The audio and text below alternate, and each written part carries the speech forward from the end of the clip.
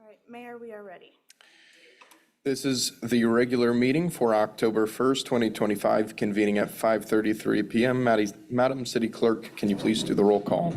Councilmember Nakanishi? Here. Councilmember Hothi? Here. Councilmember Craig Hensley? Here. Mayor Pro Tem Yepes? Here. Mayor Bregman? Here. Thank you. And if you would go over item C2, Madam City Attorney. Yes, council will be convening in closed session regarding two items. Item C2A, conference with legal counsel, anticipated litigation, significant exposure to litigation pursuant to California Government Code Section 54956.9, subsection D2, regarding an email received April 12th, 2025 from an attorney representing City Manager Scott Carney. The email is available upon request. And item C2B, conference with legal counsel, anticipated litigation, significant exposure to litigation pursuant to California Government Code Section 54956.9, subsection D2. Thank you, and I believe I forgot to wrap the gavel to start the meeting. Is that going to be an issue, Madam City Clerk? No, okay. Is there any public comments at this time? Do we have any comment cards? Seeing none. And council's convening to a closed session at 5:35 PM. All right.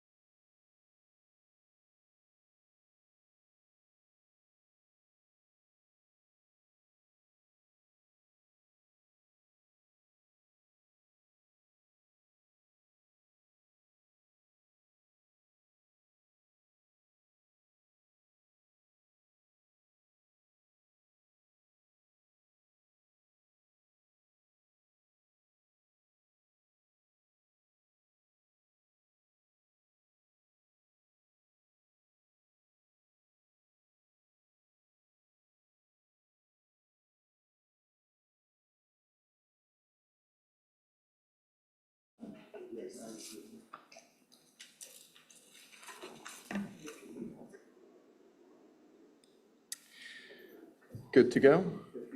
All right. Council's returning from closed session at 7:56 PM. And Madam City Attorney, can you please report on closed session? I believe we're going to have our third-party attorney. Yes, or- Mr. Mayor, outside counsel will be providing that report out.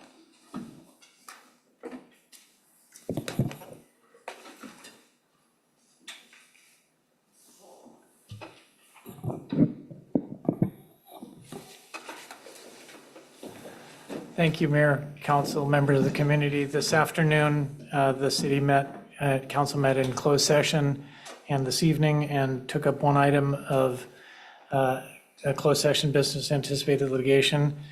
And on that item, the city council gave direction to schedule a special meeting at the next available opportunity for the full city council and necessary staff to participate in order to commence the process of removing the city manager from office and continuing the suspension of the city manager from duty.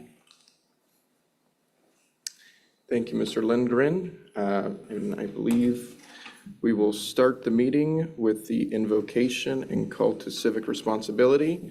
I am going to call Pastor Michael White, the junior of New Covenant Tabernacle, to the podium. And I would like to make one note, because I do realize we've kept you all for an hour already. On our behalf, we do apologize. We do value your time, and some things do run late. And to say the least, this decision is a hefty decision that's sent ripples through Lodi for quite a few months. So just do know that we do care and do apologize for being tardy. Our Father, who art in heaven, hallowed be thy name. Thy kingdom come, thy will be done on earth as it is in heaven. Father God, we invite you into the midst of this meeting, this gathering of minds. Father God, as these leaders lead your people of Lodi, the great city of Lodi. Father God, we ask that we all have an open heart, a willing mind, and a teachable spirit, so that all people in this city can be recognized and represented. In Jesus' name we pray. Amen. Amen. Thank you. And if all would rise for the flag salute. I pledge allegiance to the flag of the United States of America and to the republic for which it stands, one nation, under God, indivisible, with liberty and justice for all.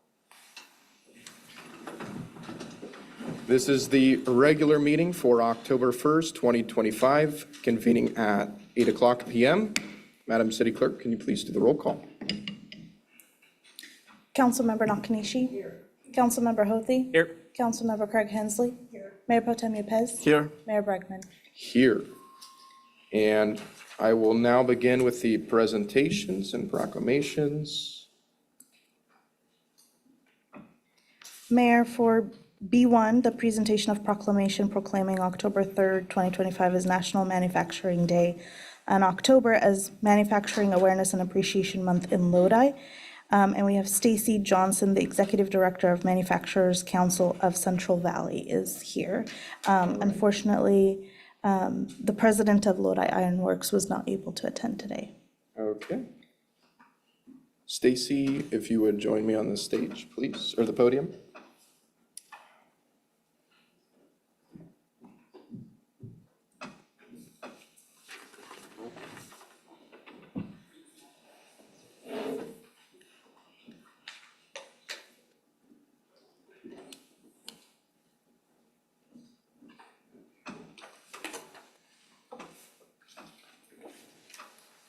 National Manufacturing Awareness and Appreciation Month and National Manufacturing Day.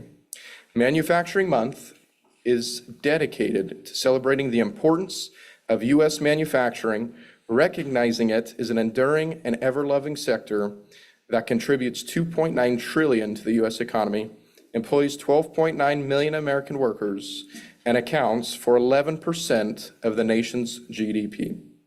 Manufacturing Day is celebrated nationally on the first Friday of October to encourage thousands of companies to open their doors to students, parents, educators, and community leaders to inspire a future generation of manufacturers. California has the largest number of manufacturers in the nation, with more than 24,000 companies, 1.2 million employees, and $405 billion contributed to the state's GDP, while also representing virtually every manufacturing sector. Nearly 24,000 of those jobs are located in the San Joaquin and Lodi region and area. By 2030, manufacturers in the United States will need to fill 4.6 million more jobs, therefore increasing the promotion of manufacturing careers within our city to students, educators, businesses, and community members is critical to bridging the skilled labor shortage and creating viable career pathways for residents. The City of Lodi values and appreciates its local manufacturers and supports all efforts to bring manufacturers and educational systems together to advance manufacturing careers. Now, therefore, let it be resolved that I, Cameron Bregman, the mayor of the City of Lodi, on behalf of the City Council, do hereby proclaim October is National Manufacturing Month and Awareness and Appreciation Month on October 3rd, 2025, and express our gratitude to all manufacturers and while commending them for their commitment to the betterment of the Lodi community. Signed this first day of October, 2025. Thank you very much. And I would just like to note, I have visited Lodi Iron Works, so maybe we should, get coffee and love to talk about your side of things too. But, I will talk about what I know too. Lodi Iron Works is a local business here in Lodi. It's actually one of the oldest as well. And, when I look at that kind of business, I believe it's third generation, fourth generation here soon. And it is interesting to see the U.S. economy and the adaptation that our country has to have, especially with, competitors like China. And actually, I realize that Lodi Iron Works, most of their contracts are actually with the military. And so the military still gives a large portion of the business, of course, to American companies, which I think is a very great thing. And so again, understanding those markets and again, collaboration that can happen between government and local businesses is really a great thing. When I look at businesses and why government is not a business, it is a huge economical hub that should be utilized by local businesses. And, I look at one of the biggest employers in the city, which is actually the school district, right? $700 million budget. In fact, it doubles the city's budget. And so, again, those types of partnerships between government and private employers is truly important. But again, what a amazing month and appreciation to have, because when you even go back to World War II, why was America able to do what we did? It's actually because of manufacturers such as yourself. So I hope to God that we never lose this ability to manufacture ourselves. And with people like you, I can see that won't happen. So if you'd like to say a few words. Thank you very much for the recognition of Manufacturing Month and for the importance of manufacturing in our community. As the Executive Director of the Manufacturers Council of the Central Valley, I'm proud to represent our 30-year-old organization in community meetings like this to talk just about advancing into the future and the important need that we have for workforce development and for partnership and collaboration with our educational partners and other stakeholders in our community as we look to thrive in the future. We were recently selected by North Valley Thrive as the California Jobs First Initiative's Advanced Manufacturing Sector Coordinator. So you're going to be hearing a lot more from us as we start to convene manufacturers in San Joaquin County, Stanislaus, and Merced counties to talk more about how existing manufacturers can climb the ladder of technology to become more advanced and how we can bring more new advanced manufacturers to the region. Thank you very much for this. I do.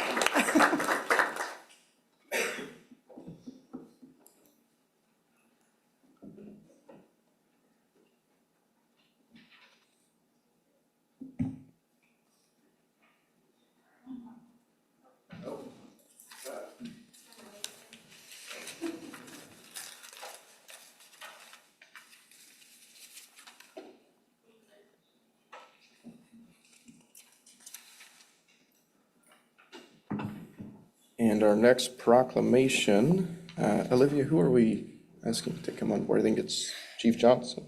B2 is the presentation of proclamation proclaiming the week of October 5th to the 11th, 2025 as Fire Prevention Week. And we have Chief Johnson and our new Fire Marshal Ryan Smart here to accept.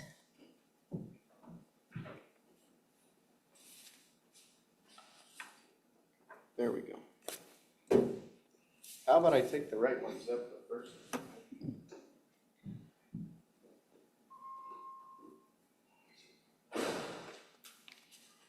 So I think he's one of our newest employees. If we can give him a quick round of applause for joining the city of Lodi. I've heard good things already, so I haven't heard anything from Mike Karuba yet. Fire Prevention Week. Fire Prevention Week is observed each year in commemoration of the Great Chicago Fire, which took place on October 8th, 1871, and caused devastating damage to life, property, and the surrounding environment. The 2025 Fire Prevention Week theme, Charge into Fire Safety, Lithium-Ion Batteries in Your Home, serves to remind us of the importance of properly caring for and handling lithium-ion batteries. This theme gives the Lodi Fire Department an opportunity to educate residents about the safe use of lithium-ion batteries and the importance of charging and recycling them correctly. These batteries supply power to many devices, including smartphones, laptops, e-scooters, e-bikes, e-cigarettes, smoke alarm, toys, and cars. Therefore, practicing safe and proper handling of these batteries reduces the risk of overheating, fire, or explosion. During Fire Prevention Week, firefighters provide life-saving public education to children, adults, and teachers in an effort to drastically reduce casualties caused by preventable fires. Fire Prevention Week activities reflect the City of Lodi's and the Lodi Fire Department's commitment to ensuring the safety and security of those living in and visiting Lodi. Now therefore, let it be resolved, I, Cameron Bregman, the Mayor of the City of Lodi, do hereby proclaim October 5th through the 11th, 2025 is Fire Prevention Week throughout the community. I urge all citizens of Lodi to make sure they handle and store lithium-ion batteries with care in their homes. Sign this first day of October 2025. And I would like to note, I actually had some family members who have one of those electric bikes, and it did in fact start a fire of its own while plugged into the garage outlet. And it's a 2-story house, and of course, these things, you can't put them out with water or fire extinguishers or anything else. And if it wasn't caught in time and in fact drug outside, the whole house would have been on fire, okay?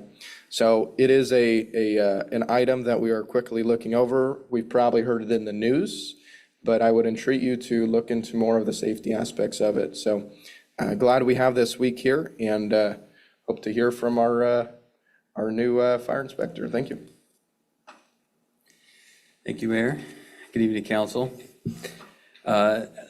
As mentioned, my name, for those of you who haven't met me, my name is Ryan Smart. I'm the newly appointed Fire Marshal for the Fire Department. I'm finishing up my first month, and it's been a very rewarding and exciting time. Very happy to be here. Thank you. Tonight, on behalf of the Lodi Fire Department, I'd like to thank you for this proclamation regarding recognizing the Fire Prevention Week from October 5th through October 11th, 2025.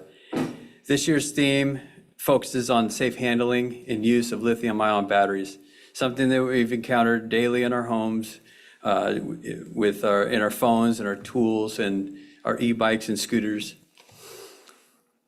While these batteries make modern life possible, they also pose a unique fire risk if not charged, stored, or disposed of properly. Our department is committed to educating the community about simple precautions like using only approved chargers, avoiding overcharging, safe storage, and recycling of old batteries. These practices can greatly reduce the risk and prevent dangerous incidences. We look forward to working with our residents, our businesses, and our schools throughout the week, throughout the Fire Prevention Week, to spread this message and strengthen our community safety. Thank you for your continued support of fire prevention within our community.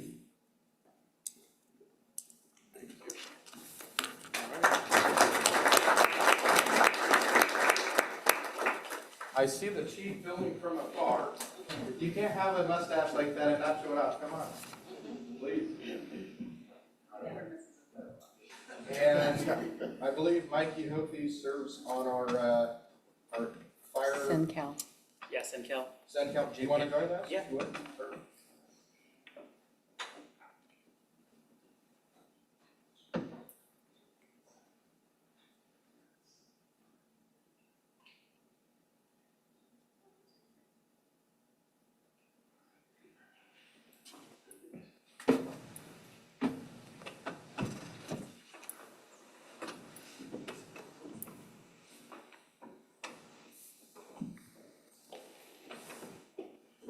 All right, and Olivia, who are we inviting to the stage for Public Power? For Public Power Week, Michelle Cortez from Lodi Electric Utility is accepting the proclamation tonight. All right, And crew. thank you for all coming.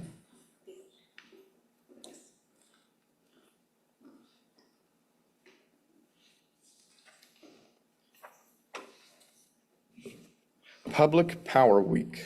We, the residents of Lodi, prioritize local choice regarding community services and therefore have chosen to operate a community-owned, not-for-profit electric utility and, as customers and owners of our electric utility, have a direct say in utility operations and policies.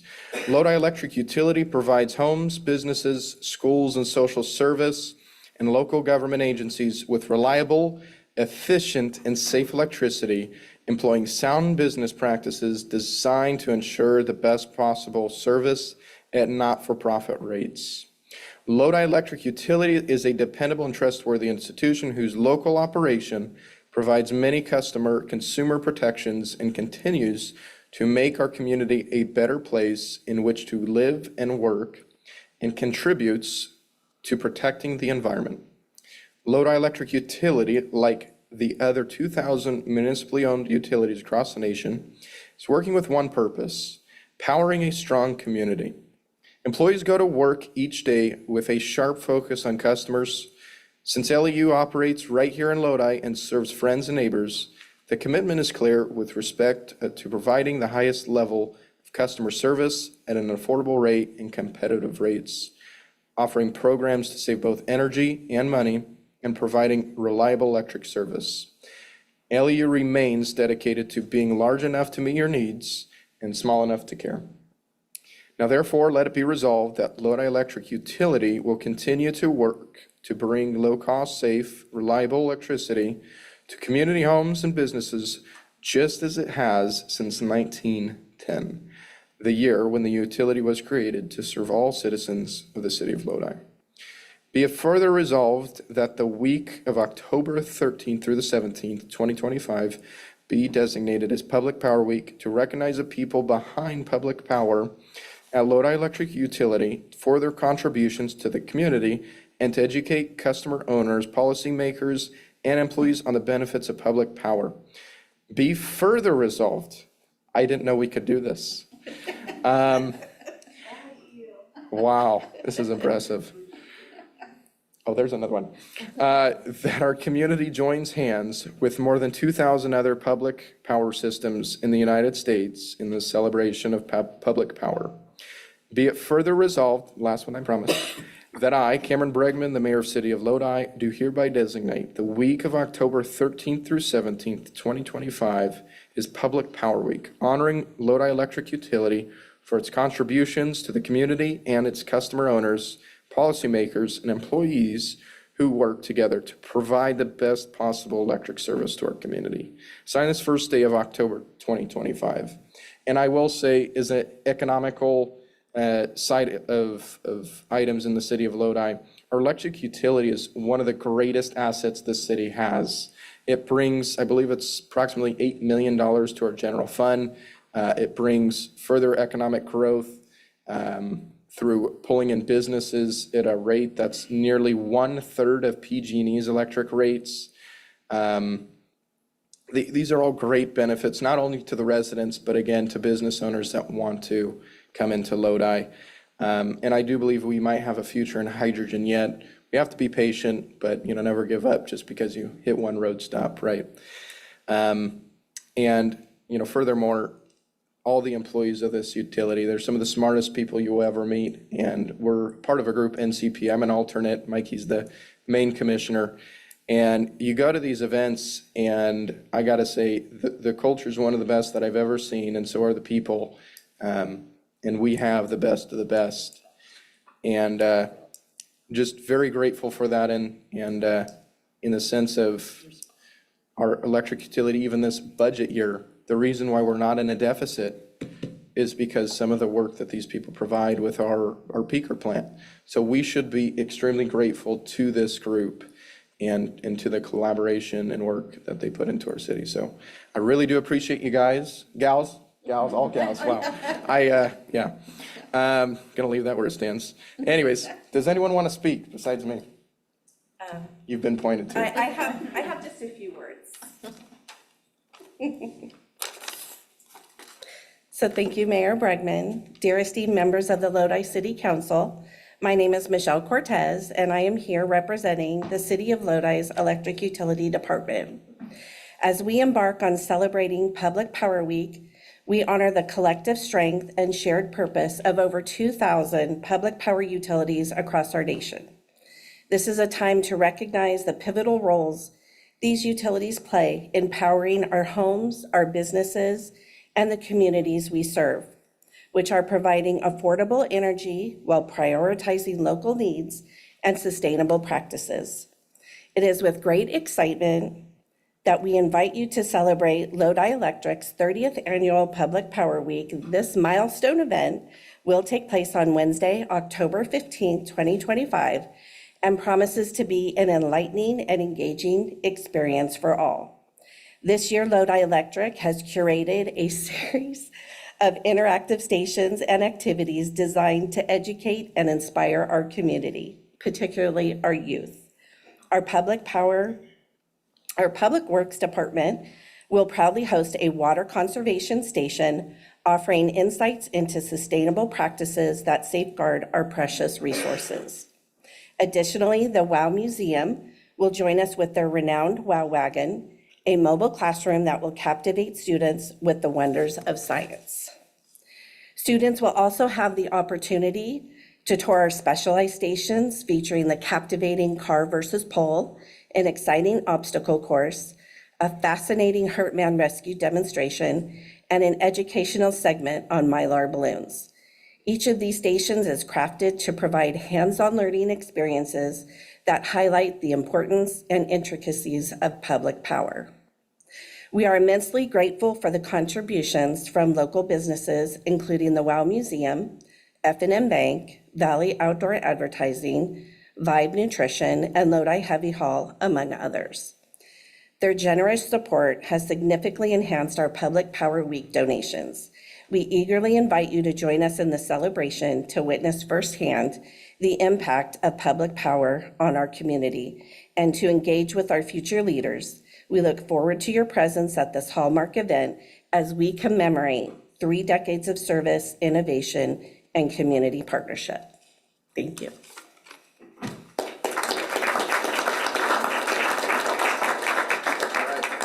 No one else? We'll get a photo up in the front. If you'd all join.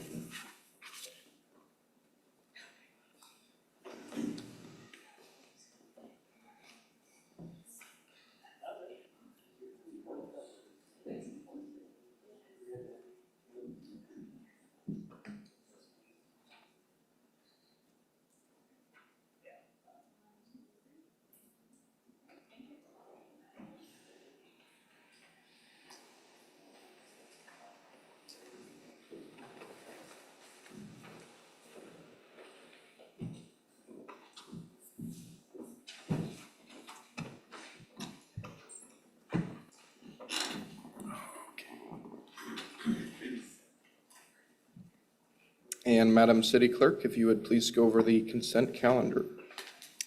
Mayor, tonight we have consent items C1 to C17. There are no changes to the consent calendar, so we submit it as is for council's review and approval. Thank you. Do we have any members of the public that would like to pull off any items for further discussion or or specific questions, please come to the podium now if you do. Seeing none, does council want to pull off any items? Mr. Mayor, just for comment, C11 and C12. Any others?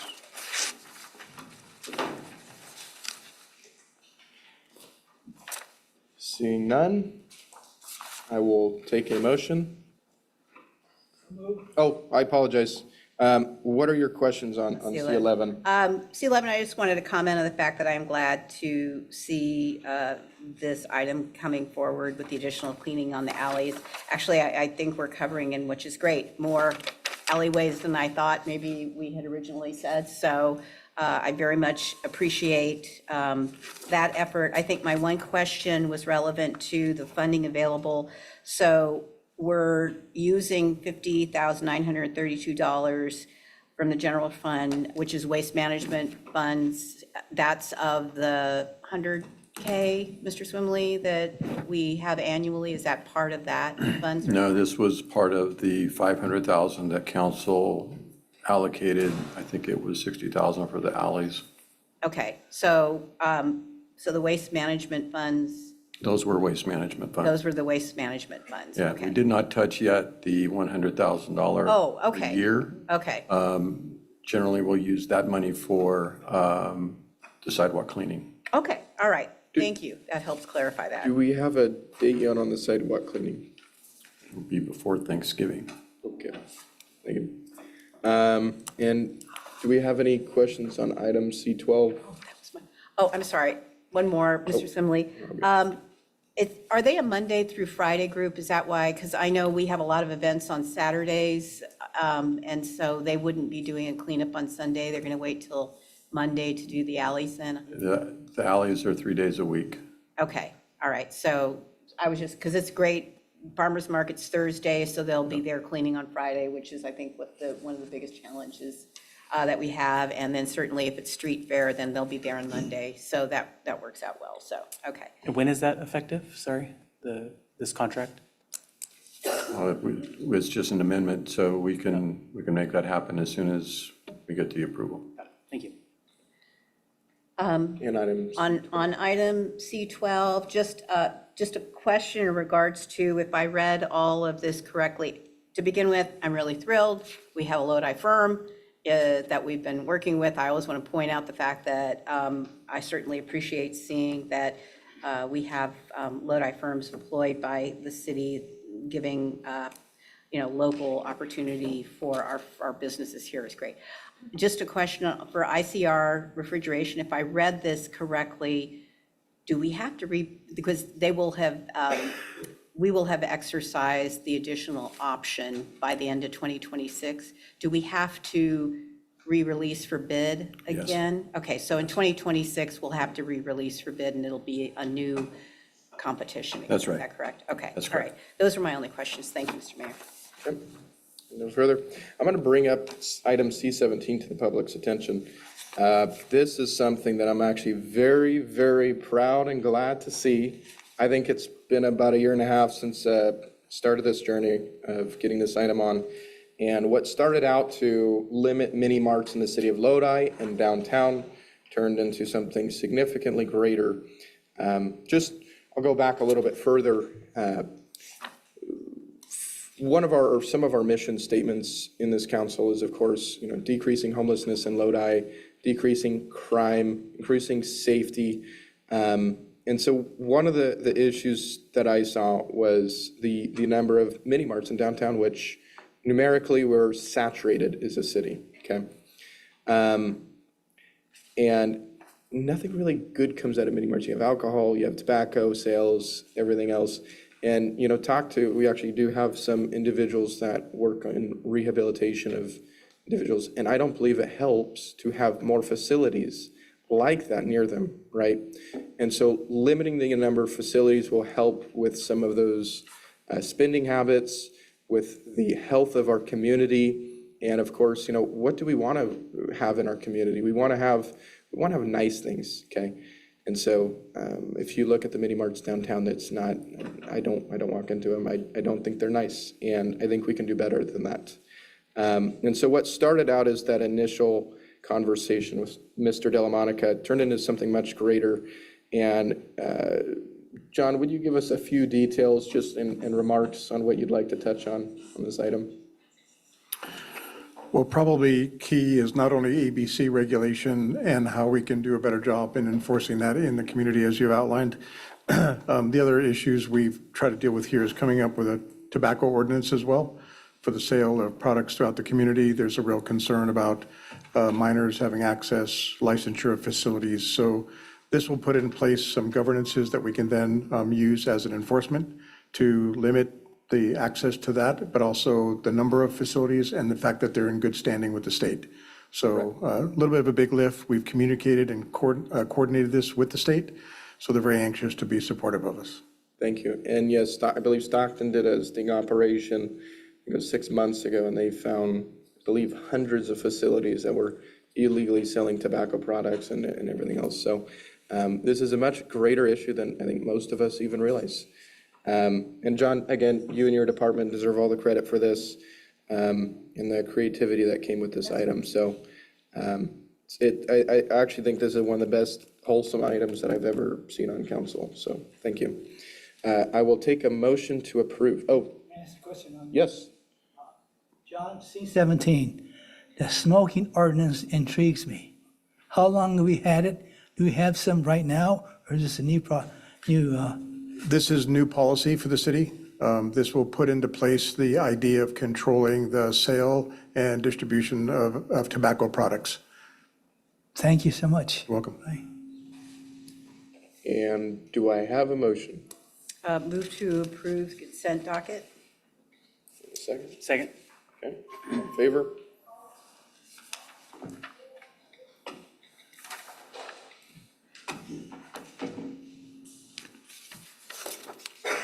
Passes unanimously. I will now move to non-agenda items. Mayor, before we move forward, may I swear in our new commissioners and committee members? Please do. Mr. Long, Mr. Van Nortwick, Mr. Whale, and Ms. Lestrange. Are you here? If you would all please come to the center of the stage. She doesn't bite, I do, so don't worry.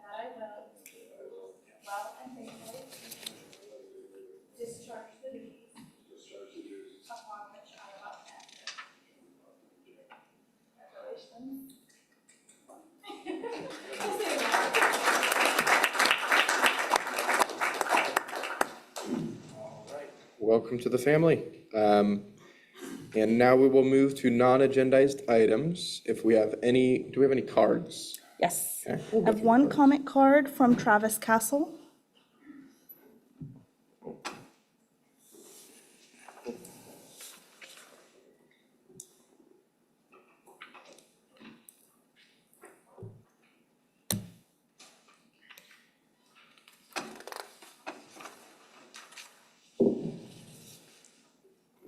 Good evening, council. My name is Travis Castle, and I wanted to provide you an update on the Path to Humanity. In front of you is a updated flyer. Our card is now active. We're working with the Salvation Army, Gospel Mission Center, and the other beneficiaries of this card will be the Lodi House, Firefighter Association, Teachers Association, Police Association, San Joaquin County Family Justice Center, Community Service Team, Farm Water Coalition, Outreach Ministries, and our dollar will be going to truck driving school to help train for job training. So the cards, you scan the QR code, and for $25, you have access to a discount card. And the discount card is used not only with throughout the city, but nationwide. So that's a small adjustment.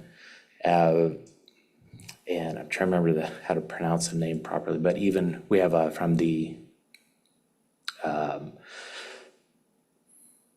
Buffalo Wild Wings to Mandahar, which is one of the, it's a new Indian restaurant that's going to be opening near the theater. And yeah, so many different providers. And some of the other things is Path to Humanity we're doing a free CPR classes with the Agape Center, the Agape nonprofit, and we're going to work on one with the Salvation Army. And we're wrapping up with the Gospel Mission Center and the Salvation Army EMT program with this county EMS to job train people that are going through the program. At this time, I want to provide an early Christmas present to the Salvation Army. So Major Peace and Emma, my daughter made this. This is from our ranch. And go ahead.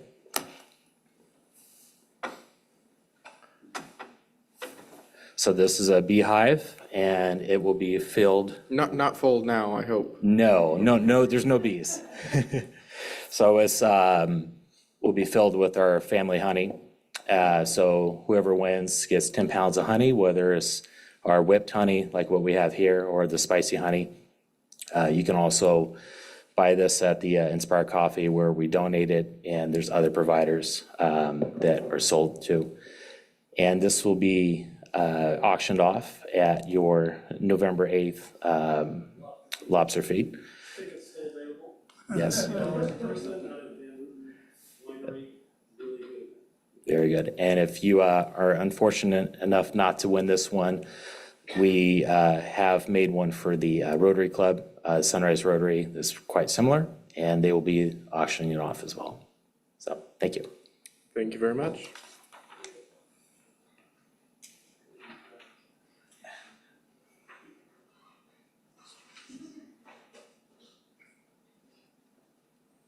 And I will note, you've come a far way with the Path of Humanity, and looks pretty darn good, and wish you much success. All right. Mayor, that was the only comment card I have for non-agenda items. Do we have any other members of the public that would like to speak on non-agendized items? If so, please come to the podium now. Seeing none. Do we have any members of the council that would like to speak on non-agendized items? Yeah, Mr. Mayor, I would like to request a change of order in the regular calendar so we can hear first G2. A few people want to talk about that first. G1. G2, right? No, Access Center, right? Yes, Access Center. I think maybe we put F1 after G1 and G2. Would that be agreeable? And I mentioned that to Councilmember Yepez, because I think we have more members of the public that want to speak about the Access Center than the wastewater or water quality here tonight. So I figured Motion? Or we do need a motion for Okay, that, yes. so- So F1 after G2. you moved, I'll second. Okay, move G2 first. F1 after G2, if that's okay. Oh, yes, that's what you said. Okay. So if I can just clarify, move F1 to the end of the agenda. Yes. And here items G1 and G2, and then F1. Yes. Okay. And that was motion by Mayor Pro Tem Yepez? Yep. Or Councilmember Craig Hensley? Motion by Yepez, seconded by Craig Hensley.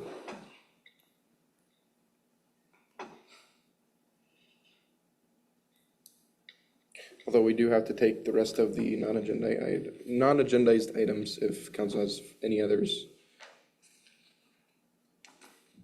No more items to discuss.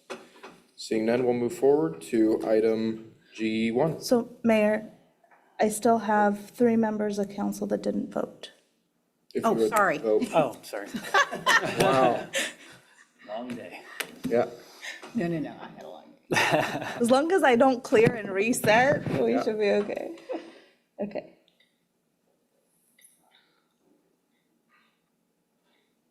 So then we are moving on to G1. Yep. Okay, so G1 is the Temporary Access Center and Emergency Shelter Quarterly Update, and I will turn that over to Community Development for the presentation.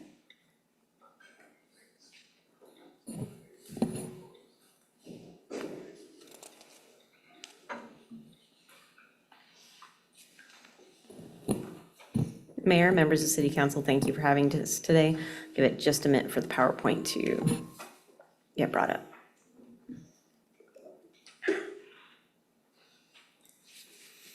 It's taking a moment. Thank you.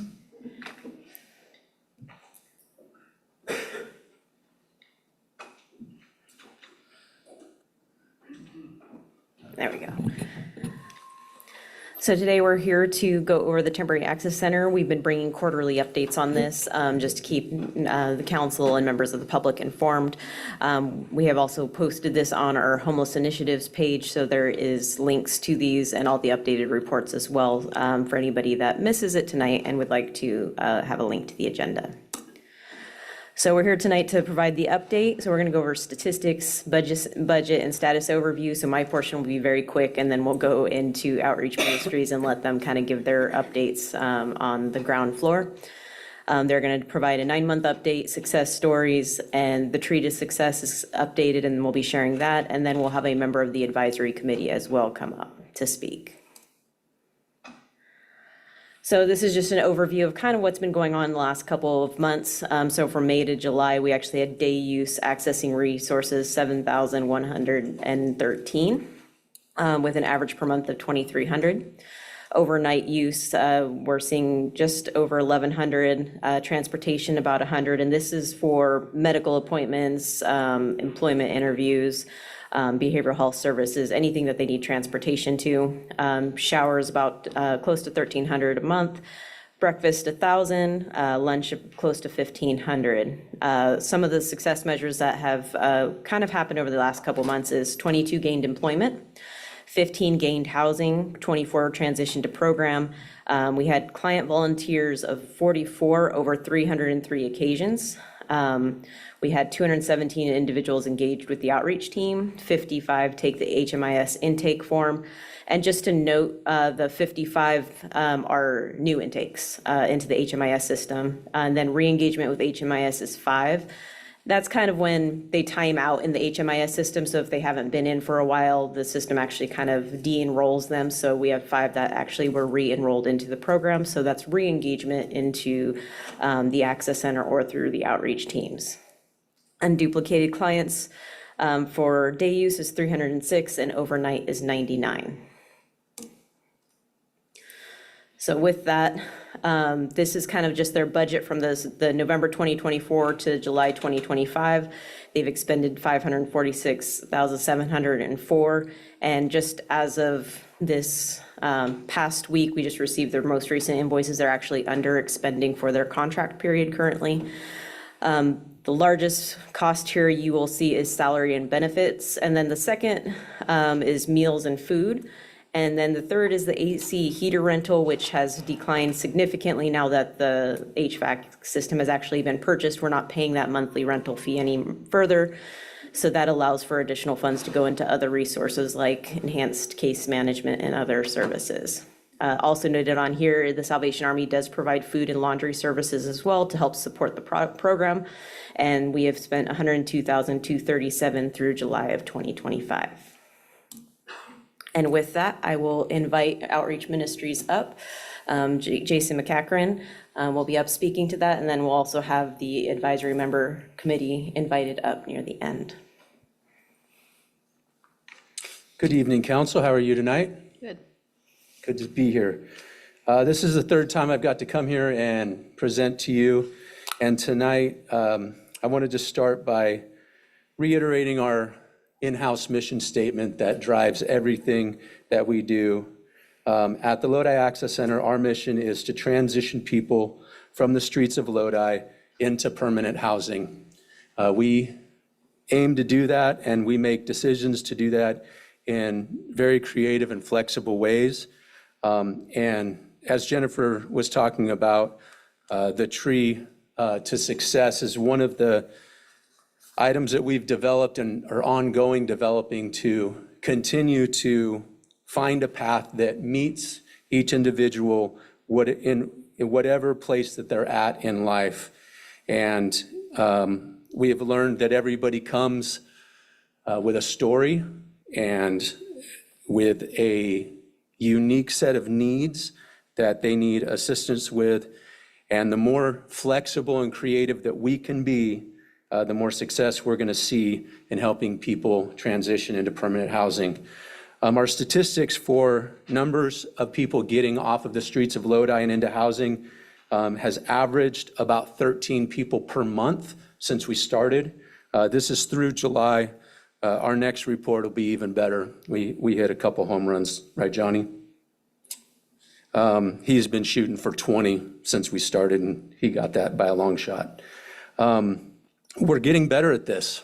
We're figuring out how to help people in the ways that they need to. And if you look at the Tree of Success, look at the little yellow boxes, you can see that each one of these represents the unique path that people have offered to them that meets them right where they're at, depending upon their circumstance.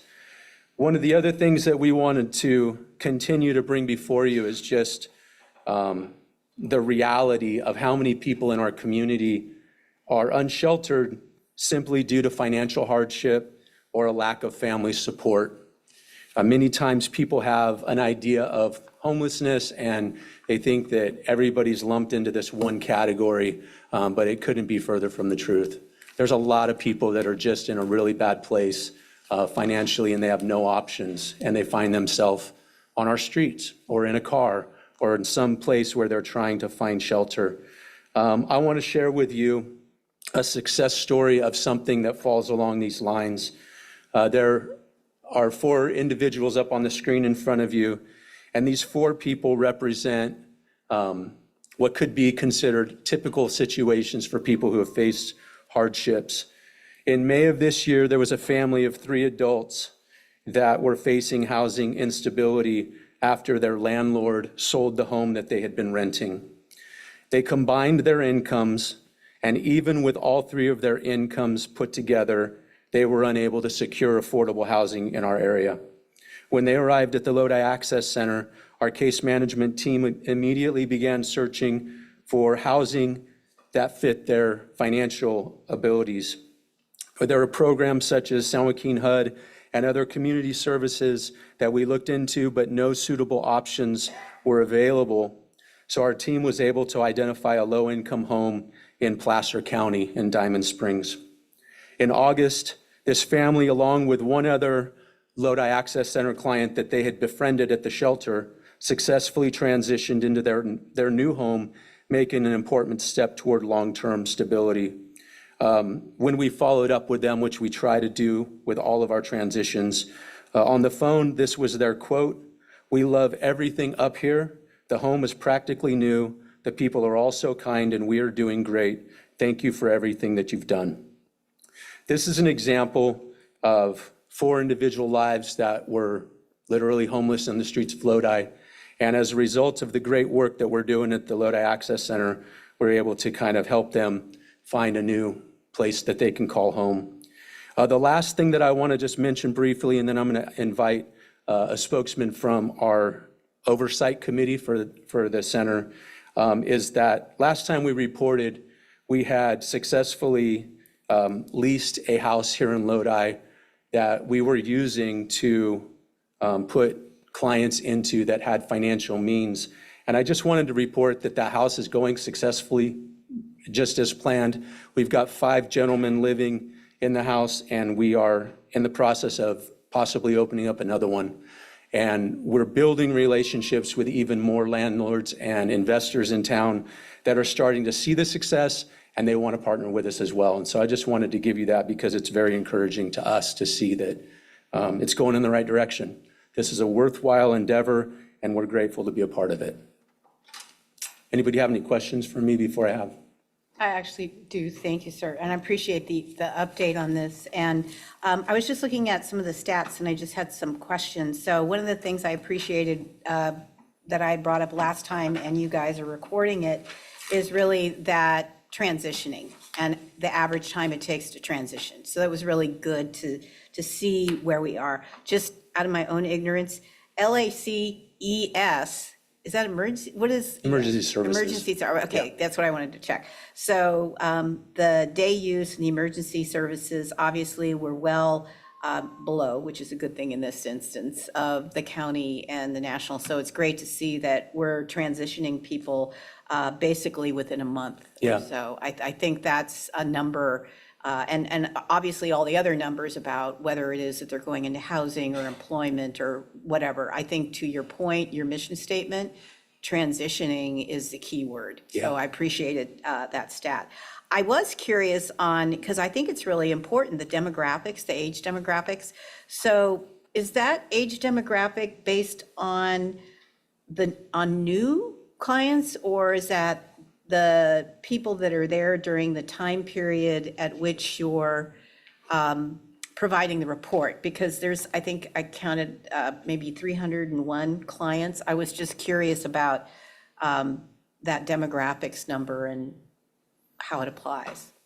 Your question is, are these new clients or? Yeah, are these, because it's basically, these are the ages on average, and I'm not surprised by, an elderly population. Yeah, absolutely. I think the young people are something that we have to be sensitive to as well. I'm sure they're coming in a family scenario.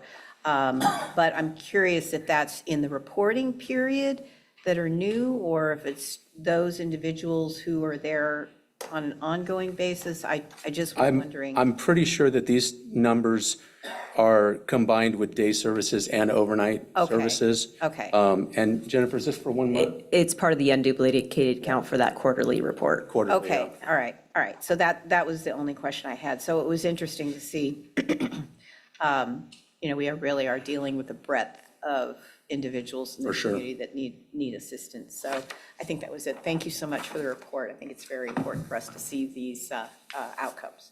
Cameron, Mayor, thank you for your good work. My question is, how many full-time employees do you have? How many volunteers? The third question is, if people want to help out, do they come to your center and say, I can volunteer my time? Yeah, our staff ranges, I believe last time we were at 18 employees, and most of those are full-time, but there are some part-time as well. Volunteers, we have an application process that we have for volunteers to fill out. It's a very easy vetting process, but we just want to make sure that we have an application for all the volunteers that come in.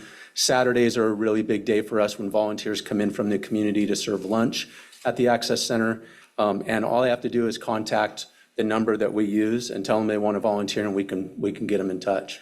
Do you need volunteers? And how many volunteers in a month time? I don't know the answer to that at the moment where we're at. Johnny, do you know? I know that there was a time when we had more than enough volunteers, but I don't know if we do now. John, it's all right. I'll get you later. Thank you. As far as volunteers, we put a low cap on that because it's a small quarters, 50 by 75 tent, so I see. a couple volunteers at a time. But yes, we are open, and we encourage more engagement from the community with clients, just one-on-one, and just bringing them hope and playing games or something. But yeah, we're open to more volunteers, and someone can come to the gate and get a volunteer application, and we can talk. Thank you. I have a small question, might be for Mr. Hayward too. I know you're not the CEO anymore of the foundation, but is there any conversation in possibly partnering with the Access Center Outreach Ministries in any way in the future? I've encouraged Johnny to talk to Lewis directly and to make sure Lewis knows what the situation is, what the needs are. Like I said, I have no affiliation at this point, so I can't speak to it.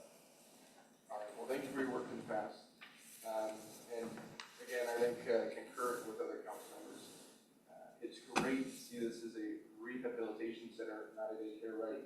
And that's what I see this is, 22 people, I believe was the number. I saw keeping and holding a job. Yeah. We had Lodi Iron Horse, right? And I say this story over and over and over, but they were one of the individuals, at least in the past, who helped with getting new employees from these rehabilitation centers. And one of the stories was Pat Patrick and Kevin Van Steenberg were walking around, and Joy walks up to Kevin, shakes his hand, says, "I just want to, save my life." What's the meaning behind it? It has to do with pride, right? These individuals, when they get back to work, they develop that sense of pride again. And it's healthy for a community, absolutely, but it's healthy for a man to be able to do that work again. So Absolutely. really, really like to see that. And I think it's the ultimate level of rehabilitation, right? Some people won't get there, but that is the ultimate level. So Absolutely. that's one of the greatest numbers that I personally focus on. It relates to economic development and all this other stuff, but ultimately, that is a truly changed person. Yep. Besides when we're talking about Christ. But, so thank you for your work, and we do really say you're working very hard over there. So Thank you very much. I'd like to invite Glenn Barnes up. He's going to say a few words as a representative of our oversight committee. It was one of the things that council had requested of us, that when we started, that we would develop a committee for business owners and representatives from the community for transparency and oversight. And so I have not bribed him or told him. But checks in the mail, though, right? No, it's the other way around. Well, thank you so much. Thanks for allowing me to be here and to speak on behalf of this. I'm really not an expert on this issue like Jason and Johnny and Marvin and some of the others from the Access Center are. But I have been not only a resident of Lodi for over 30 years, but I've been one of the pastors at First Baptist Church for over 30 years. And so in that time, have obviously had an opportunity to see a lot of the needs of our city in a variety of different ways, and to try to be engaged on being a positive force for helping with the needs of our city. And during that time, just speaking for me personally, one of the issues that has always been just befuddling to me is this issue of homelessness. It just feels so complex. It feels so beyond figuring out how to really make a difference. So a church like ours that wants to always be engaged on those kind of issues has kind of struggled along knowing what our part is. And we've been happy to support some of the great organizations that have, made a big difference in our city, whether it's the Lodi House or Salvation Army. We work with Family Promise in San Joaquin County. But it just seemed like hard to really move the needle on this issue. And we would do things based out of compassion because you see the need and you see that it's a need for our city, but your heart also breaks. So, people would pass out sandwiches in the park or do blankets. And even as you did those things, you recognize that that's definitely not solving the problem and maybe exasperating the problem. And so we're kind of just frustrated by this for a long time. And so I'm so thankful for the work of the Lodi Access Center, because what I see happening is those numbers that were just presented to you, those are big numbers. And I'm thrilled by that. And so as part of the advisory committee, again, I'm not an expert on it, but we come in and as a pastor, I'm easily moved by the compassionate stories. You hear of these people finding housing, or we had a story right on our own church campus. We had a man on our campus at our church over on Mills Avenue who was drunk, passed out, belligerent, lying in his feces, and we didn't know what to do with them. And back and forth we went, and after a while, didn't even know what happened to him until months later. We realized that he found his way to the Access Center and has got 6 months sober and is making positive changes in his life. I was at a meeting this morning where Zach was in and out of the meeting because he was on his phone. I'm like, what are you doing on your phone? And he was talking with Lodi PD because they were getting a bus pass not even a bus pass, a bus ticket for someone to be reunited with his family out of state. And so I hear those kind of stories and your heart is moved. But as a member of the advisory committee, one of the things that's been really eye-opening to me is to come, and they don't just tell us the stories, they show us the numbers. And I was not even familiar with the Homeless Management Information Center, system, the HMIS, but that's the number that's really driving them, because it's showing where the results really are and how those are measurable against other organizations in our county and in our state. And so what I really want to say as a member of the advisory committee, I'm happy to be a part of it. I'm happy to provide some oversight. I'm happy to be a part of a team of people that represents not just the faith community, but the business community. I know JP is working with some of the downtown business people in these areas, businesses as well. And so I'm just really thankful to be a part of it. I'm thankful for the work that they are doing, and I just want to commend them to you as a council. So that's really what I have to say about that. I do. Thank you, Pastor Can I Barnes. ask a question? Sure. Pastor Barnes. Yes. I've known you for a long time. My question is, Johnny Cochran, you've been with this organization for a long time, right? And is the outreach ministry the same umbrella that you had 5 years ago? Or is it different, is this entity different? And this is different. How long has it been like this with this entity, outreach ministry? Outreach Ministries formed in 1982. 1982 in Stockton, but they're the same umbrella that you've always been under that, am I correct? I'm hearing it's different. Johnny, I guess, Yeah, Johnny's been under Outreach Ministries the whole time. Okay. Gravity Church is under Outreach Ministries as well. Gravity Church is in outreach. And you're pastor Yeah. of the First Baptist, right? Yes, I am. I said, you're helping out as advisory? Just they invited me to be a part of an advisory team, and I was happy to do it. Yeah. Thank you so much for your service. Appreciate it. Appreciate that. Thank you. All right. All right, and do we need to accept it via vote or just move on?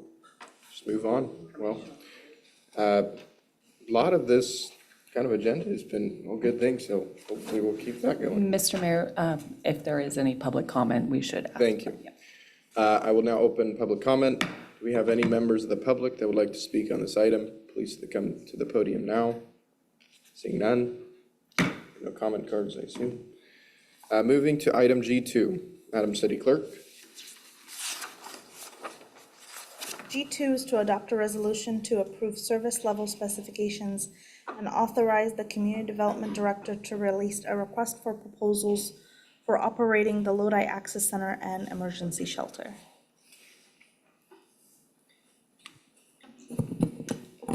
Well, thank you again for having us tonight. We'll move right into the Access Center Operator RFP.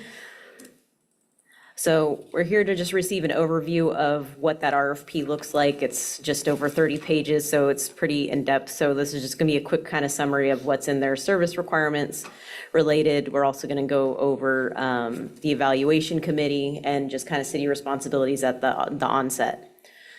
So with the RFP, the city's responsibilities would be to maintain utilities. The city does get a lesser cost utility rate if it remains in the city's name. So with that, we did our best guesstimate by working with Public Works and electric utility to kind of determine what that cost might look like. We obviously have current costs, but it's not an apples for apples comparison of what's going to be there. So we kind of reached out to the experts in this area, but again, it is an estimate. We're projecting at approximately $7,500, and so that's for electric, water, wastewater, trash, miscellaneous utilities. That's the average cost, and that is based on the percentage of the building that the city would be contracting an operator for. I would like to add, we are including through another grant, a small solar system. So we're hoping that these numbers will even be reduced regarding consumption of power. With that, we're also obviously looking at energy efficient appliances, LED lights and things like that to also reduce the overall cost and energy consumption throughout the building. Deferred maintenance and pest control. Pest control would be a standardized expense on a monthly basis based on current costs and what it used to cost to do the whole building. We are looking at about $1,200 to $1,500 annually. Deferred maintenance, our hope is that we wouldn't anticipate anything major for 8 to 10 years because systems will be brand new and under warranty as the building is built. So the RFP overview is for the 24/7 operations of the emergency shelter with 60 fixed beds with flex capacity up to 208. Low barrier accommodates people, pets, and possessions with wraparound services and pathways to housing, health, and stability. Collaboration with San Joaquin County Health and Behavioral Health Services and other community partners. We would anticipate full facility management, including kitchen, laundry, sleeping quarters, and admin services. This is just a quick snapshot of the floor plan, and as well as the exterior courtyard. The white areas are the areas that the RFP covers for services. And then the other color-coded areas are our other community partners that we anticipate leasing out those spaces for, and hopefully coordinating well with our RFP operator. The summary of the wraparound services that would be provided would be 3 meals a day, including snacks, hygiene facilities, clothing closet, 24/7 monitoring, case management, resource coordination, housing navigation, and outreach. Homeless management information system entry, which is a requirement of many of the grants that the city utilized to build the facility. Monthly reporting and outcome tracking, we would do something similar as far as still providing updates to city council on how those outcomes occur. And then just compliance with federal, state, and local laws and grant requirements.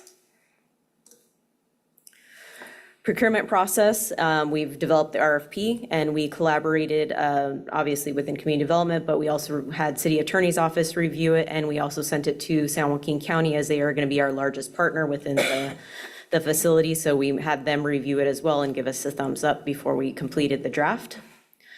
We will release the RFP far and wide to known potential operators. We're going to release it in the newspaper, city website, and continuum of care contact list, as well as when we post it on our city website, it'll go out to our listserv to anybody that's signed up for receiving RFPs or bid proposals or anything like that as well.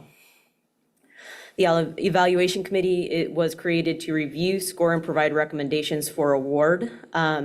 City staff will help guide the process, but outside of the PD representative that we have on it, we will not be voting members of it. We will just be helping kind of help them understand the rubrics. If there's any questions throughout the process, understanding how to read a budget or anything like that, we'll be helping through that process.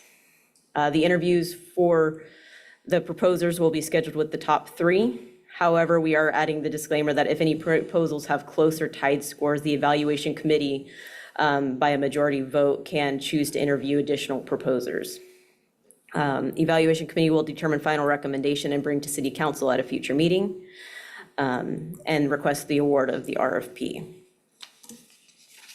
So we have a pretty extensive evaluation committee. We tried to kind of get a large group that kind of has different viewpoints, because everybody has kind of a different perspective or expectation of an operator for a facility like this. So we wanted to kind of bridge that gap. So we have San Joaquin County Management Analyst Janelle Frederickson, Vielka Gracio from City of Manteca, Virginia Carney from City of Tracy. They're kind of my counterparts in the other cities, so they do very similar work. And I have actually participated in some of their RFPs as well, so we try to coordinate together as best as possible when things like these arise. Lisa Hill from the Lodi Committee on Homelessness, she's the current chair, and then the Lodi Improvement Committee vice chair. JP Doucette is on the Access Center Advisory Committee and the connection to the businesses through the Chamber of Commerce. Russ Hayward is a former SJCOC member and LCOH founding member. Sergeant Ryan Holtz is from the City of Lodi Police Department, but he is also not only the former community liaison officer, but he has actually supervised all the subsequent liaison officers. So he kind of brings a unique perspective, I think, to what kind of the expectation of the operator will be. This is a tentative timeline. As we know, best laid practices, we anticipate staying upon this path, but it could adjust by a few days or longer depending on holidays and other things like that. But we are going to try to stick to this schedule if it is approved tonight to go forward.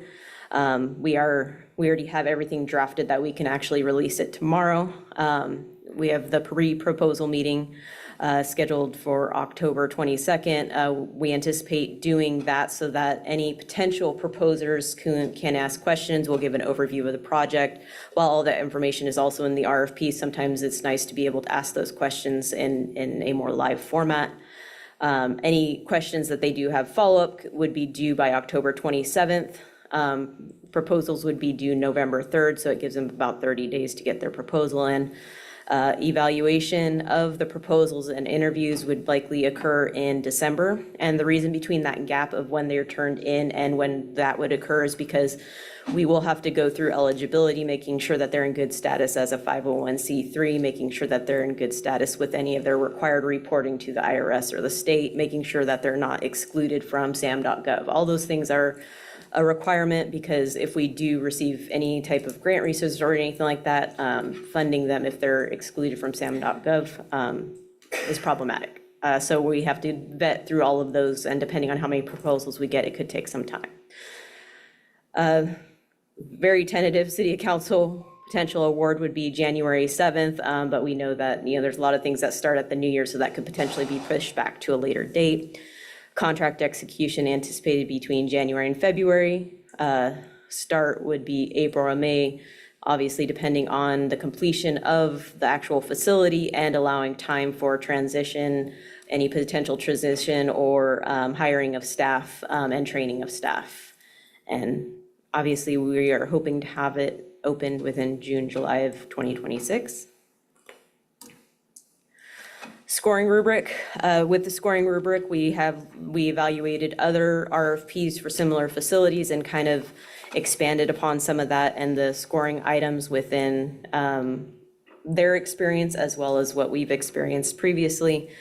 So organizational experience and capability, readiness and operational capacity, staffing plan, key personnel qualifications, financial plan and budget, client service delivery approach, government funding experience and compliance, community engagement and collaboration, proposal quality and completeness, and program integration with all-inclusive operations.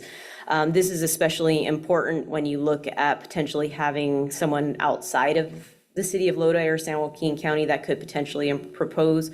How are they going to coordinate those services at a local level versus what they've done in other jurisdictions? Because we obviously do have robust resources here, but it is hard to kind of build those relationships and those rapport and understanding who you can reach out to during that time. So we think that that was kind of an important add-on to that as well.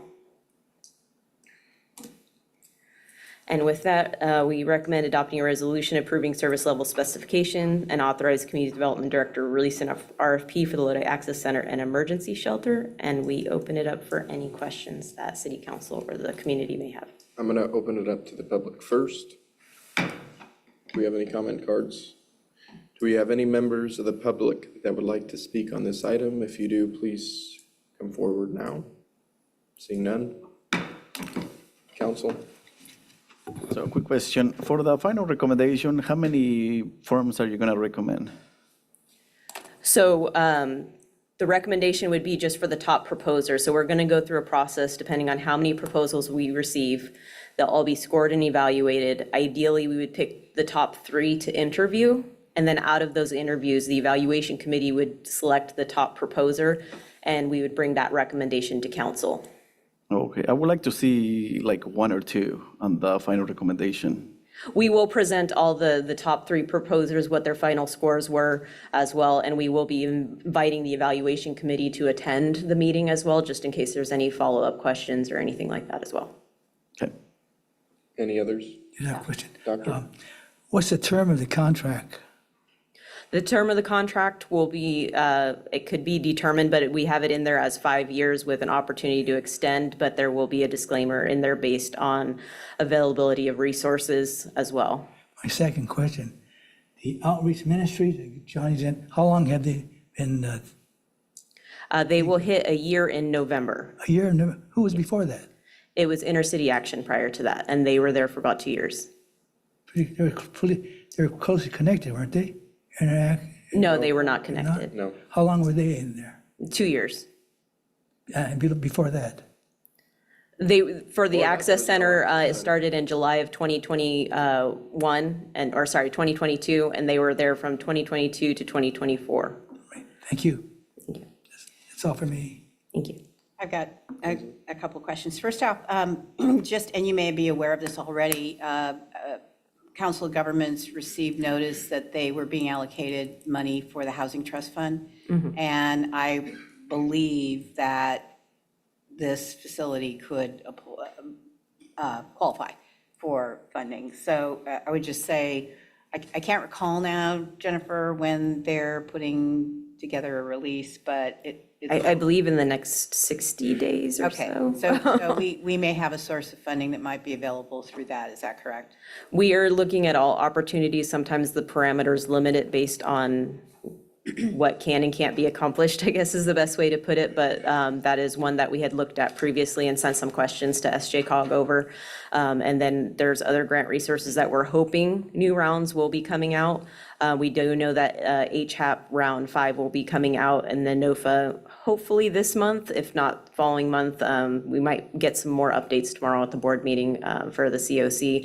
And then there'll be one more round of HAP as well. So we'll be going for all of those rounds. There is going to be a pause in HAP at the state level, but we're hoping it will come back for another round as well. Is that COG money you just mentioned related to the Prop 1 funds? For the Housing Trust Fund? Yeah. 99% sure, yes. I'm It was a not huge, sure, but yeah. huge fund amount. So it's passed through, so. On utilities, are we billing the county behavioral health for, is that how we're handling it? Yes, so based on the square footage usage, and I anticipated that, that's why it's split out to 67, 33%. Other agencies are going to take care of 33% of the utility cost, obviously, once their portion is open. So that includes everything, electricity, water, wastewater? All Yes. of that? Okay, Yeah. all right. One of the questions I've got is back to, as we all recall, because John made the pitch and it was very successful with the county. We asked for additional funds for a basically training center. And so my question is, that is nowhere in this RFP, and we've kind of, substituted the clinic space for what we were in the second iteration, I think it was, or third, what we had for work training development. Yeah, the Workforce Education Center is still there. There have been conversations that we're hoping maybe that the county would have some interest in running that, so that is why that is not part of the RFP at this point in time. Okay. We're hoping to get other programmatic interest in that area. So what I'm trying to get to is in the agreement that we have with the county, does it state that in essence, this is how much money you have to spend on that, whether it's capital or operating, or is it not really specified? We actually met with county staff and showed them the revised plan with the county's new involvement. Right. And have accepted this as an acceptable iteration of the Learning Center. Okay, I just wanted to be clear, we were. Yep, we're in good dotting standing. our i's and crossing our t's. So on the 60 number, you want to remind me how we got to the 60 number again for the proposal for the RFP? And so I'm clear on that. Well, it really dialed down to not only what we're currently sitting at as far as capacity and trying to increase that to a suitable level, but also just looking at costs and being able to kind of keep those dialed in. In the RFP, we do ask for a per bed cost post 60 beds so that we do have that flexibility to increase that as need arises or resources are available. 60 just seems like a good number to start with because it increases the capacity from current status.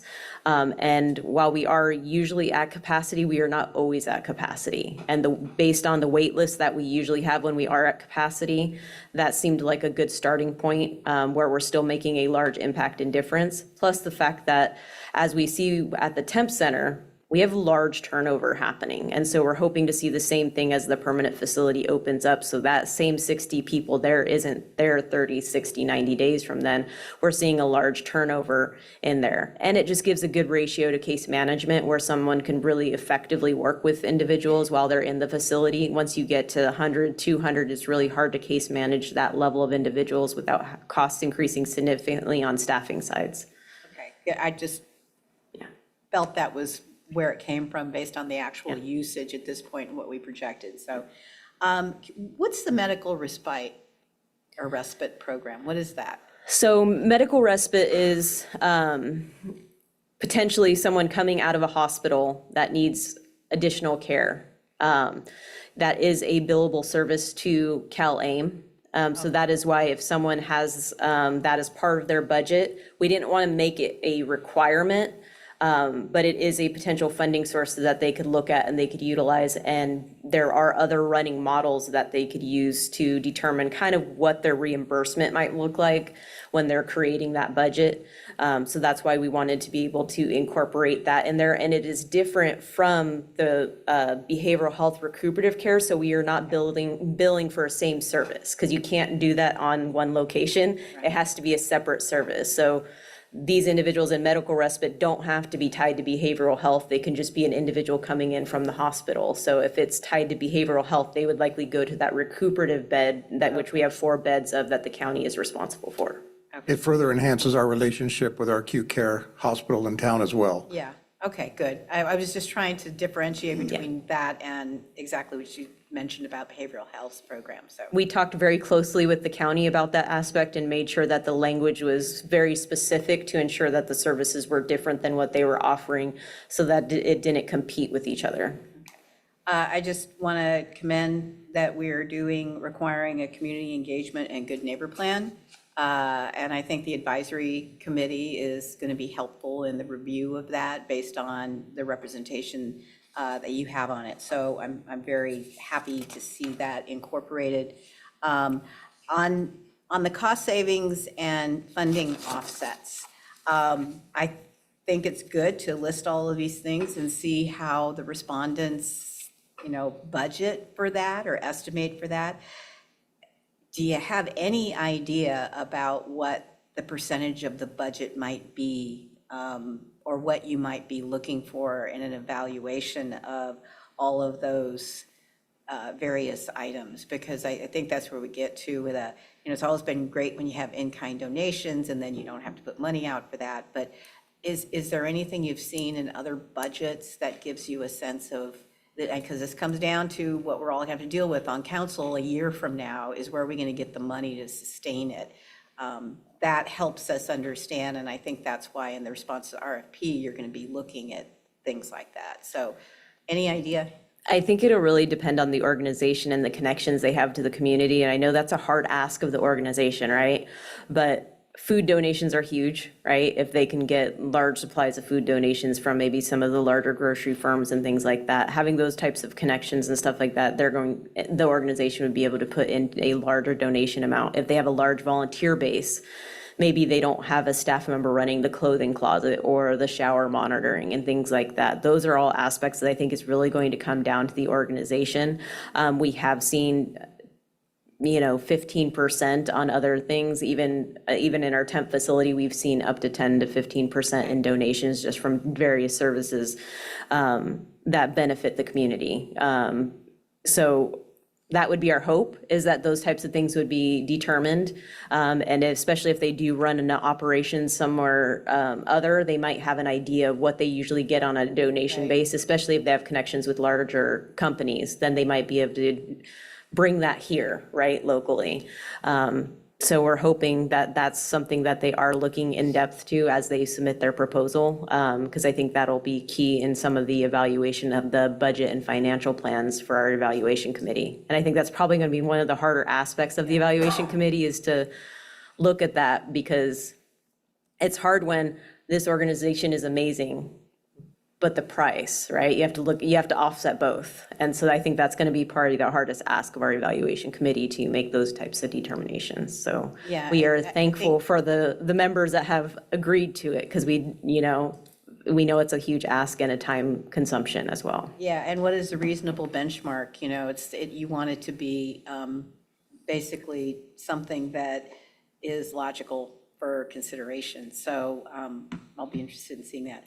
Lastly, I appreciate seeing the neighborhood cleanup area that's identified. It's much larger. And I think that is something that the surrounding residents and business owners will appreciate, because as you are all aware, whenever we get something, we forward it to you. And it's not just the businesses anymore, it's the surrounding residential area. So I appreciate that. One of the things I think would be valuable to see is a line item in their budgets, basically saying, this is what we anticipate based on the area you have given us, what that cost would be for neighborhood cleanup. It's not just about, the gloves and the equipment that you need. It's about the time for volunteers, or the time for personnel, or the time for the actual clients that are in the space. So it would be good to see what they anticipate the budget might be for the neighborhood cleanup. So That's an easy add to the RFP. We can get that added in. okay. I think that was it. Thank you very much. Thank you. Well done, and thank you for working so closely with the county on this. Thank you. No further comments. I'll take a motion on the item. So moved. Second. All in favor? And who made the second? I don't care. Alan, Alan, okay. I would like to clarify, or possibly a friendly amendment to add that one line directing, calling out the budget. We'll do an Amend amendment. that, Mikey? I will accept. Okay. All in favor with the amendment?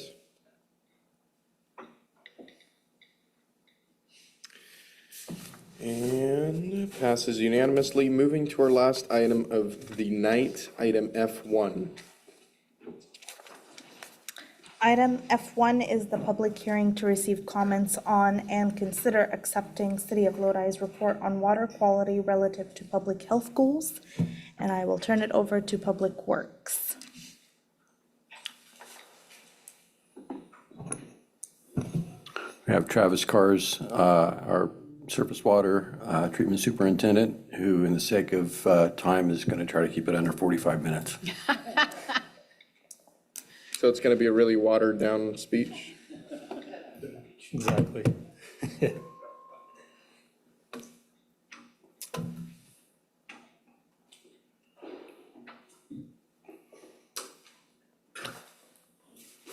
All right. Well, thank you, everybody. Good evening. Like Charlie said, my name is Travis Cars. I'm the water plant superintendent. And I've got a quick presentation for you on the public health goals report that's prepared triennially. So that work. So a little bit of background. This is a state requirement that we provide a report every 3 years as a public hearing on any water quality constituents that have been detected above a public health goal.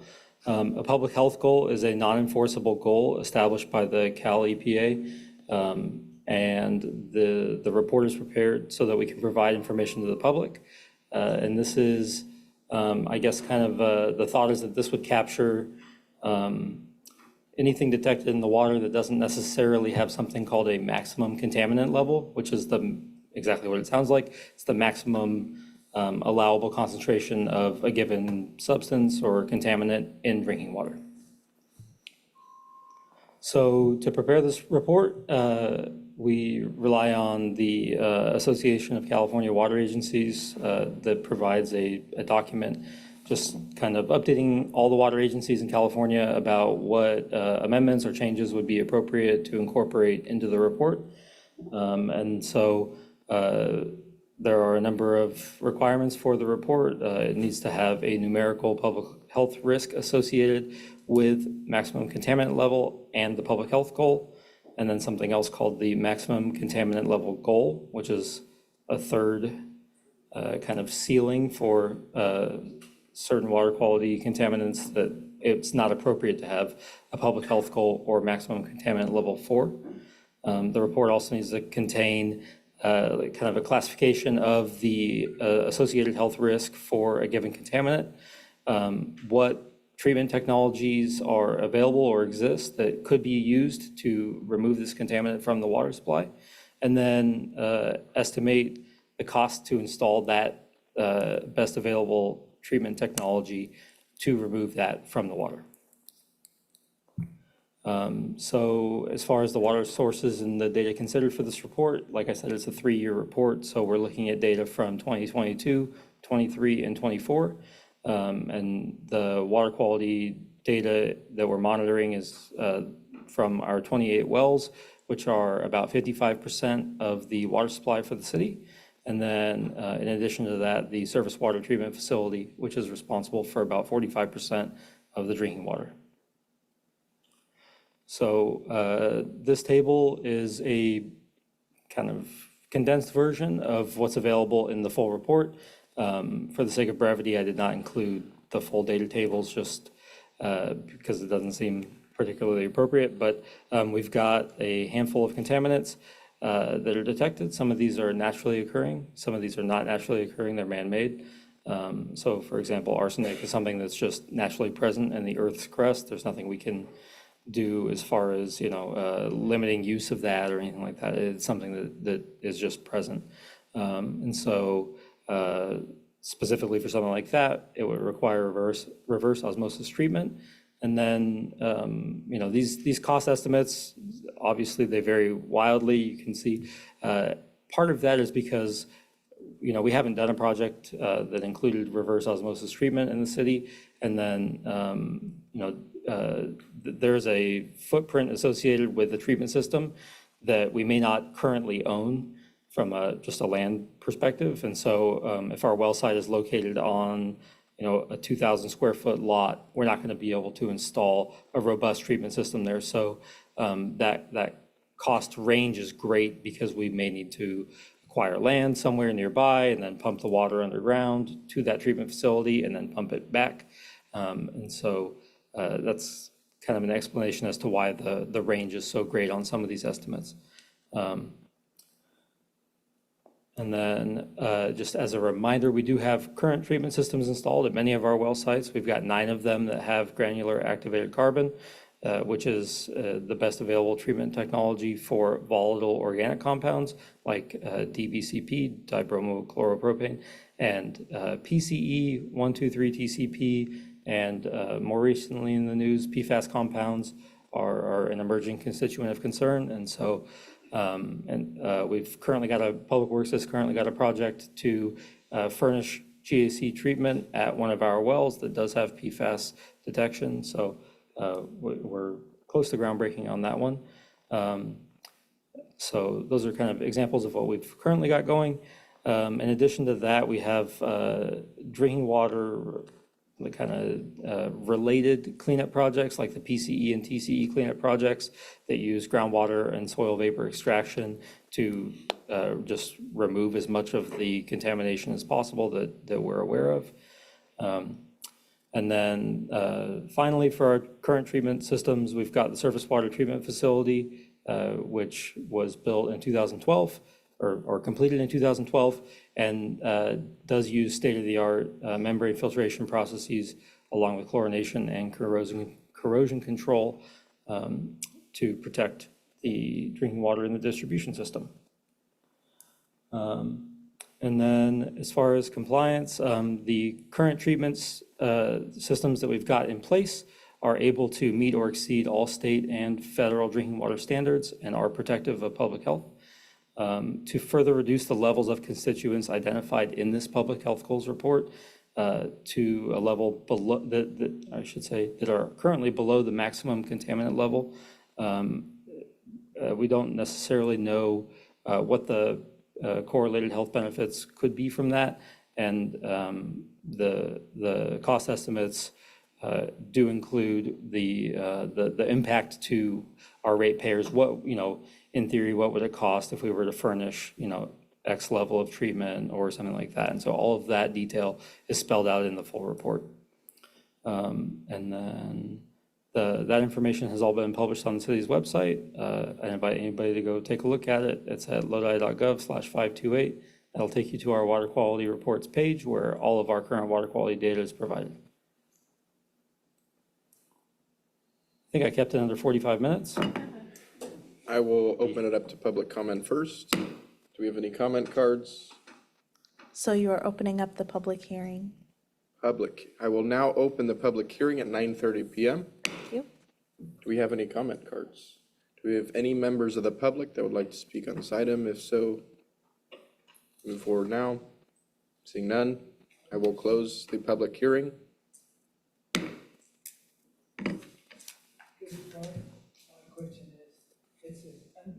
Enforceable. What it means, it's, Yeah, so whatever we have, we can't do anything about it anyway, unless we put money into it, right? Yeah, so the public health goal is pretty much on the nose what it sounds like. It's a goal, so it's not a requirement set by the state. It would be nice if, and if that kind of makes sense. And so typically those are set at the lowest possible level where a laboratory can use the approved methodology to detect it. Not always, but frequently. So if it's detectable and at a high concentration, we know that it's carcinogenic or has other adverse health effects, then they'll say, well, you have to remove it if it's up here, and that would be the maximum contaminant level, but we'd like you to remove it if it's down here, though we can't necessarily associate that level of removal with a positive health effect. We can just infer that it likely would have a positive health effect or something like that. Thank you.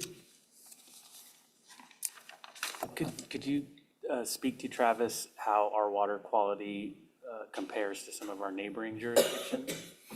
So I've been the superintendent of our facility for almost 10 years now. We've had 0 water quality violations or any kind of enforcement actions taken against our water system. We've had no detection of anything that would require notification to the public in any way, which is great. Nobody ever comes and bothers me because there's no news coming out of our facility, which is exactly how we like it. As far as neighboring agencies and things like that, I haven't seen anything dramatic in the news recently, so hopefully it's one of those no news is good news situations. Yeah, the last water issue we had was 25 years ago. That was enough for a lifetime of a city, I think. So any other, Mike, I think you were going to say something. Guild cleaners? Yeah. Any other council comments? So a quick question about the percentage. I think this is related to water. The 41 to 55% from the groundwater in the McKelvey, does that fluctuate throughout the years? It does. So there are a number of factors that influence kind of how that balance plays out. We try to hit 50-50 if we can, just to not overly rely on one source versus the other. In drought years, our allocation of surface water through the facility can be reduced based on agreements that Woodbridge Irrigation District, who is our provider of untreated river water, based on their agreements with East Bay Mud. So that has only happened one time since the facility opened, and it was not in the previous 3 years. It was 2017, I think. And so as far as like curtailments or anything like that, like I said, it only happened one time. But water demand will change year over year. If we have, a hotter summer or a longer summer or something like that, that can cause us to use more groundwater because we're able to pump more from the ground if we have high peak demands. So we just typically associate that with longer or hotter summers. The water treatment facility can treat 10 million gallons of drinking water in a day, but that is the ceiling. So if I need 25 million gallons a day instead of 20, then half of it can come from the water plant, but that extra balance has to come from our wells. Thank you. Mayor, I have one last question. Yeah, Travis, you probably don't know this, all right? Which is more cleaner, river water or the well water? Which has less, are they about the same? So they both have different challenges as far as treatment. No, I don't mean treatment. Yeah, but I'm asking which is cleaner, all right? Less it's contaminated. a matter of perspective or opinion, I suppose. But well water is more susceptible or prone to having man-made contaminants present that are that would require treatment. Historically, well water is simply screened, so you're not sucking any sand or anything like that into your distribution system, and then just pumped from the earth like a straw. So, the treatment systems for those sites, if they've got something like DBCP that we do at a number of our wells, that requires granular activated carbon treatment. So, those are the kind of things that are not present in surface water. But for surface water, we have other concerns. We have surface runoff from the streets and things like that gets pumped into the waterway. So, they both have different challenges. I would say, generally speaking, well water requires less treatment. Travis, thank you so much. Yeah, you're welcome. Made me a little smarter. Any other council comments or questions? Seeing none, I will take a motion to approve the item. So moved. Second, Second. all in favor? Aye.